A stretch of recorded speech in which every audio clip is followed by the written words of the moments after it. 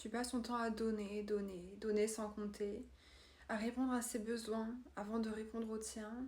Et donc tu finis déçu, tu finis frustré parce que tu ne reçois jamais à hauteur de ce que toi tu donnes. Tu te dis sûrement qu'il ne te donne pas assez, qu'il ne fait pas assez d'efforts, qu'il ne te comprend pas. Donc forcément tu attends plus de lui. Mais à force de tout donner, ce qui se passe c'est que tu te retrouves vide, sans énergie. Et donc tu n'es pas en capacité à recevoir et à voir l'amour qu'il a à te donner. En faisant trop pour lui, en faisant tout pour lui-même, tu es venu créer un déséquilibre dans la relation qui t'empêche de recevoir maintenant ce que tu désires réellement. Quand tu fais constamment passer les besoins de ton partenaire avant les tiens, tu construis une fausse image du couple. Aucune relation saine ne peut se baser sur le sacrifice de qui tu es, parce que tu vas forcément finir frustré et déçu. La réalité, c'est que si tu te sacrifies comme ça, tu te perds. Et si tu te perds, tu ne peux plus être cette femme que ton partenaire a rencontrée et dont il est tombé amoureux de ses qualités. Et je sais, tu crois que tout ce que tu fais pour lui montre à quel point tu l'aimes, mais d'un autre côté, ça montre à quel point tu te détestes. T'es pas en train de nourrir ton couple, t'es en train de l'affaiblir en faisant ça. Parce que le pilier numéro 1 d'une relation, c'est toi. Si toi tu vas pas bien, ton partenaire n'ira pas bien non plus. Si toi tu vas mal, le couple ira mal. Parce que tes relations sont le reflet de ton monde intérieur et de ce qui se passe en toi. J'explique toujours cette idée en prenant l'image d'une balance. Imagine que tu es une balance en face de toi qui représente la dynamique de ton couple. Si tu mets 95% d'amour de ton côté de la balance, 95% d'amour, d'attention, d'action, qu'est-ce qui reste du côté de ton partenaire? Déjà, la balance, elle est en déséquilibre. Elle va peser beaucoup plus de ton côté. Donc du sien, il va rester 5% d'amour à te donner. 5% d'espace pour agir.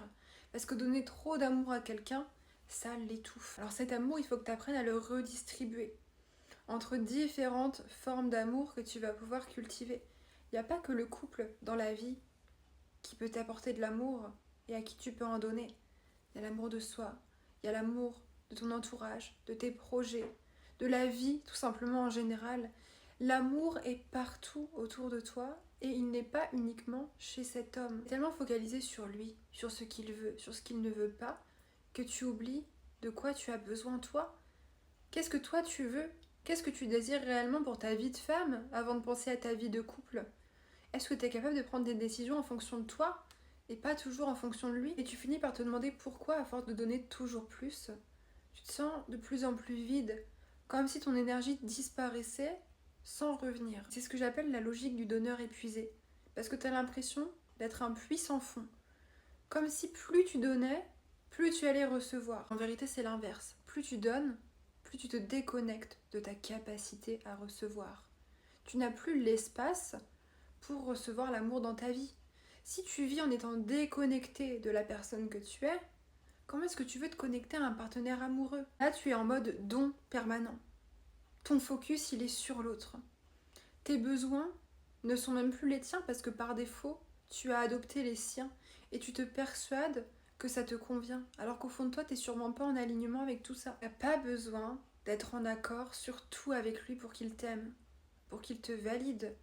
Ta valeur n'est pas définie par ça. Et dans un couple, on a chacun un système de pensée différent. C'est-à-dire qu'on va être en accord sur certaines choses et en désaccord sur d'autres. C'est normal. On n'a pas le même vécu, on n'a pas la même histoire, on n'a pas les mêmes croyances.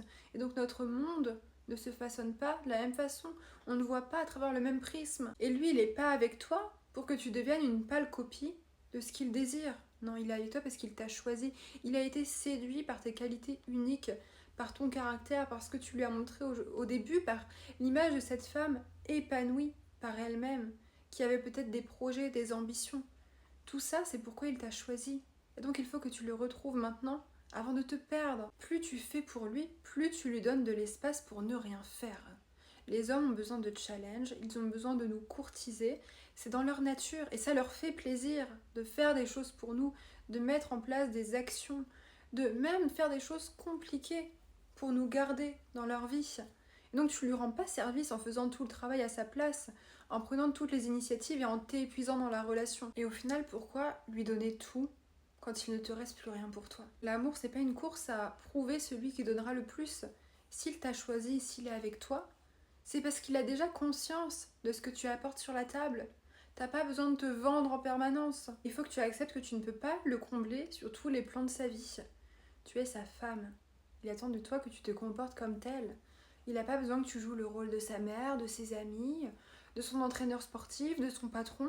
Non, reprends ta place de femme et réalise que il a le droit d'être comblé par d'autres dimensions de sa vie. Là, tu veux qu'il soit obsédé par toi autant que tu es obsédé par lui.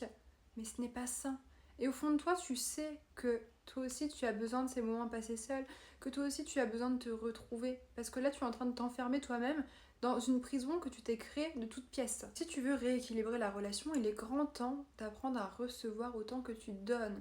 Ton challenge va être d'accepter de recevoir de l'aide, d'accepter de te positionner, d'apprendre à dire non. Parce que quand tu dis tout le temps oui à ton partenaire, tu te dis forcément non à toi-même. Tu es dans le rejet de qui tu es. C'est comme si tu étais une batterie déchargée. Tu peux essayer de donner de l'énergie aux autres tant que tu veux.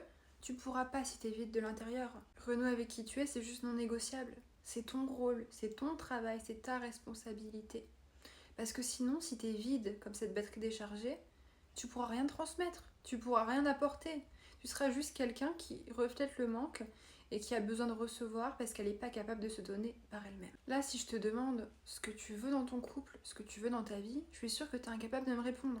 Cette question, je la pose tout le temps aux femmes que j'accompagne. Qu'est-ce que tu désires vraiment dans ta vie de femme et dans ta vie de couple actuellement? Et elles ne savent pas me répondre parce que ça fait tellement longtemps qu'elles sont en retrait, qu'elles ont oublié totalement qui elles sont. Tu n'auras pas la réponse tout de suite forcément, et c'est pas ce que je te demande. Quand ça fait des années qu'on vit dans le rejet de qui on est, on peut pas se retrouver en 2 semaines. Le plus important, c'est que tu gardes à l'esprit que ta mission dans ton couple est de savoir ce que tu veux, parce que c'est ça qui va sauver ta relation, qui va te permettre de te retrouver enfin. Quels sont tes désirs tout simplement, et qu'est-ce que ça révèle sur le genre de femme que tu as envie d'être? Parce que tu n'es pas qu'une femme amoureuse et c'est pas ta relation qui définit tout ton être entier. N'oublie pas que tu dois apprendre à être. Arrête de faire tout le temps, arrête de prouver, de vouloir faire tes preuves en prenant des initiatives, en mettant en place des actions. Reprends ta place de femme. C'est pas ton rôle d'être toujours dans l'action.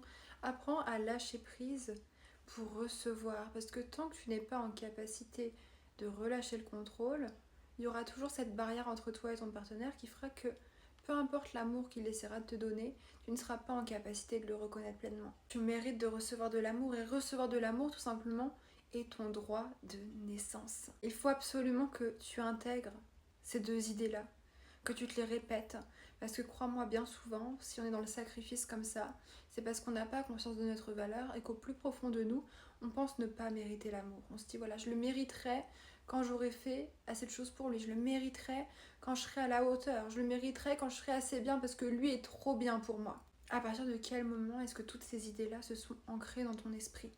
Il faut absolument que tu ailles les déloger pour maintenant intégrer que tu as le droit à l'amour, peu importe si tu es en chemin. T'as pas besoin d'être parfaite, ni de t'aimer à 100% pour mériter d'être aimée.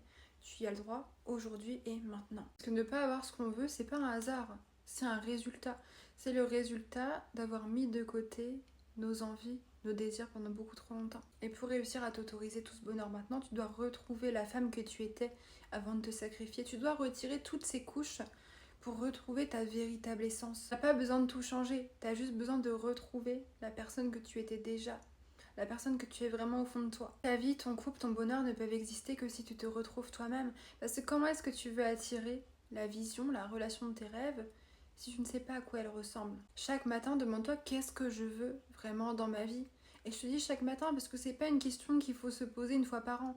Non, il faut agir en alignement avec le moment présent, avec ce que tu ressens sur l'instant. Et c'est comme ça que tu vas pouvoir te retrouver vraiment. La vision, c'est ta boussole parce qu'elle te permettra de te reconnecter toujours à ce que toi, tu veux vraiment vivre et pas à ce que les autres attendent de toi. Comme je te le disais, quand ça fait des années que tu vis en étant déconnecté de qui tu vas forcément mettre du temps à retrouver ce qui te correspond, à retrouver ce que tu aimes et qui tu es au sens large du terme. Te poser cette question tous les jours, c'est te donner l'opportunité d'être une femme différente à chaque journée et de ne pas te censurer. Parce que forcément, à l'intérieur de toi, tu as plusieurs facettes qui sommeillent et tu as besoin de toutes les retrouver, toutes les découvrir pour les assembler, pour tester des choses, pour te tromper peut-être. Et c'est à force de te tromper de chemin que tu vas enfin trouver le bon.